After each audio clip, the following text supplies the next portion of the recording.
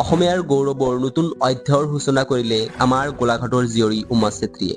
অসমৰ এখন সৰু গাঁৱৰ পৰা ক্ৰিকেটৰ বিশ্বকাপলৈ যাত্ৰা। হয়, এইবাৰ ৰিয়ান পৰাগৰ পিছত আন এজনী অসমীয়া ক্ৰিকেটাৰৰ নাম উজলিল ৰাষ্ট্ৰীয় মঞ্চত। অসমৰ মহিলা ক্ৰিকেটাৰ উমা চেত্ৰীয়ে স্থান পালে ভাৰতীয় মহিলাৰ বিশ্বকাপ দলত। বিস্তাৰিত জানিবলৈ ভিডিঅ'টো শেষলৈ চাওক।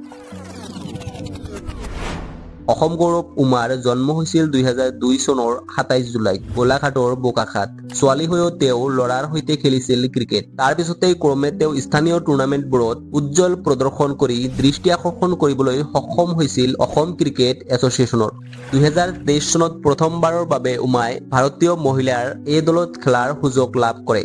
পিছত 2024 চনত দক্ষিণ আফ্ৰিকাৰ বিৰুদ্ধে খেলা আন্তঃৰাষ্ট্ৰীয় টি20 মেচৰ জৰিয়তে তেওঁ অভিষেক কৰে। তেওঁ এতিয়ালৈকে ভাৰতৰ হৈ কেইবাখনো টি20 খেলিছে আৰু WPLতো UP ৱাৰিয়ৰ দলত স্থান লাভ কৰিছে।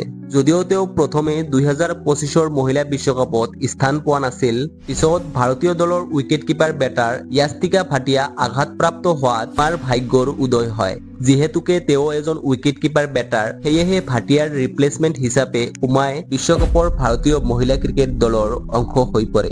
ইয়াৰ লগে লগে তেওঁ হৈ পৰে প্ৰথমগৰাকী অসমীয়া তথা উত্তৰ পূব ভাৰতৰ মহিলা খেলুৱৈ, যিয়ে বিশ্বকাপৰ দৰে ডাঙৰ মঞ্চত খেলাৰ সুযোগ লাভ কৰিছে। এয়া কেৱল উমাৰ সাফল্য নহয়, আমি অসমবাসীৰ বাবে এটা ঐতিহাসিক সময়ৰ সাক্ষী।